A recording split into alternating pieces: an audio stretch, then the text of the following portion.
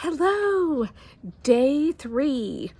And I am sitting out on my deck because we're having rain today. And also, it is actually January 3rd. Yes, January 3rd of 2003 and 2023. Excuse me, Mr. 2 there. And as I'm kind of going back and organizing what I did last year, I realized, for the first probably 10 days or so of last year, I've got to go back and piece it together, because what I did was just started out as just a fun thing for me to do, and it kind of turned into something more that other people really enjoyed and were finding helpful. And so it kind of evolved. And I was reading the Bible at the time, but I didn't start off from day one talking about the Bible as my main, like trying to glean like a little coaching wisdom, practical everyday living wisdom that could be helpful to me and to maybe other people.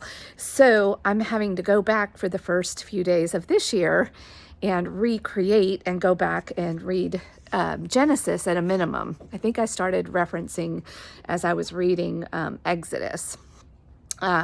So bear with me, and so these videos may seem a little bit different than me just out doing my walks and watching it evolve organically as it did last year. So maybe I'll even include both videos just for posterity, authenticity, and all of that. So this is actually after I have read, but it's amazing to read the whole Bible, finish with Revelation, and then come back and read Genesis. Because Genesis and Revelation, just like we talked about yesterday, are kind of two sides of the same coin. There's a lot of similar imagery, a lot of the same numbers represented and talked about, and that's no accident.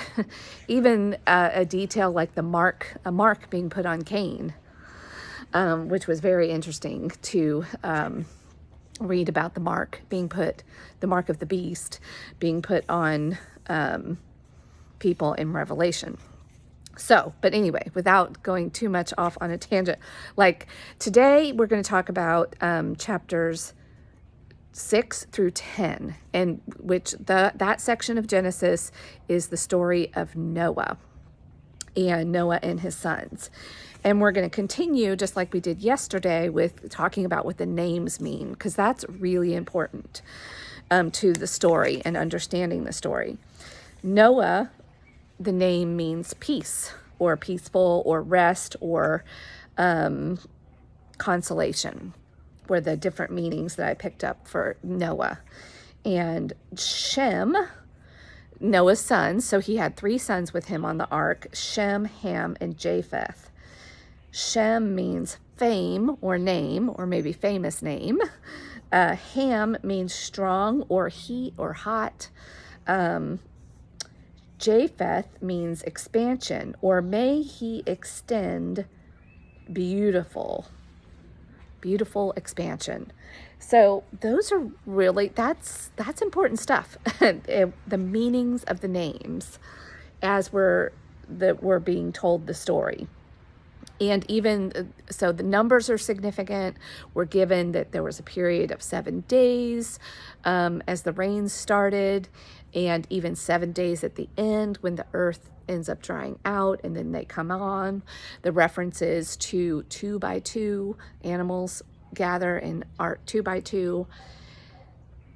So I am titling today Peace on Earth, because we have this story of the earth being covered with a flood, and God has just had it with humankind. They have turned into, it sounds like, arrogant, evil, prideful things, and that is, he's done. He wants to start with a clean slate. That maybe the humans even think that they're kind of godlike, because there's references to gods even having children with men, and you've got these hybrid godlike beings. There's some strange stuff in there. And I know in the church, we kind of tend to gloss over that kind of stuff. People are living till they're close to 1,000 years. and not having children until they're over 100. Like, what? But anyway, we're going to focus on the meanings of the names, God deciding to sort of push the reset button with the earth and flooding it and starting over and putting peace, a famous name, famous, and expansion into a boat. And this reference of 2 by 2. And at one point, when the floods had covered the earth, there's a specific reference that the ark, the boat, was on top of the water, and it was 22 feet above the highest peak. Now, 22 feet, that's interesting. But when you really sit with the number, which I did this morning, and sit with all of these numbers and all of these clues, is the number 22 is literally the number 2 by 2. 2 next to 2. So what is all of this reference to 2 about? And yesterday, we got the story of Cain and Abel, 2 sides of the same coin. And at least that was the terminology I used. And so I think it's God referencing duality, the duality that exists in the world, in all living beings, represented by even male and things like male and female, not just male and female, but even in our survival self or our egoic self, our higher self, the God within, and this duality that we're constantly living in. We breathe in, we breathe out, we eat food, we excrete food, we take in nourishment. There's some things that are not useful to us, but are useful to others outside of us, to beings and plant life. And, it's the cycle of life that relies on each other, the duality of life. But God has a direct relationship with Noah, with peace. He is the God of peace. Who else was peace? Jesus, the King of Peace. So it's like, are we getting a preview or a premonition or whatever you want to call it of what's to come with Jesus being the King of Peace? And that story starting to unfold. And he's in a boat, so we've got the duality. God, we've got 2 by 2 really in the ark of Shem and Japheth, specifically the name and expansion of God's name and God's peace. God and Noah being the peace of God, being in the boat together that's resetting humanity and life on earth. And then we've got the number 7 everywhere. Then the rainbow has 7 levels to it. That's the covenant that we get introduced to, and God's promise that he won't ever wipe the earth clean again. But then there's the 3rd son, Ham, that's in there, who ends up getting cursed, or his son gets cursed. Noah, peace, ends up, Noah/peace, because that's what his name means, comes and curses Ham's son, Canaan, because Ham, after they're all back on earth and Noah gets drunk on wine one night and he has relations with his wife, they're in their nakedness, Ham sees it, and Ham doesn't just keep it to himself. Ham talks about it. Maybe that's where we even come up with the term of hamming it up. Like he goes and hams it up and tells the story to his brothers and brings shame on peace. Well, you can't do that. You can't bring shame on God's peace. So he doesn't curse Ham directly. He curses Ham's son or offspring, which is the product of that whole event. When you really break down what is a son mean, a son is a byproduct or an offspring of something else happening. And so this event had an offspring, and that offspring gets cursed. So when you think about things metaphorically that way, I invite you to really sit with the concepts that are behind what today when you're reading it, you just read it as just a story of a father and his sons and, relationships and getting angry and cursing people. Like, really look beyond that. Lift the veil up, and see what the conceptually is being talked about. And this is God's peace being supreme, high on earth, 22 feet above the highest peak, 2 by 2 in its duality. So, but we can't know peace without knowing, and Ham's name means strong or heat or hot. We can't know the satisfaction or the resting peace without the restlessness or the heat of life or the strength of life, or, so there's the duality. Ham is needed in order to know God fully, know God's peace. We have to know, and even the expansion of God, the famous name of God, we have to know the opposite.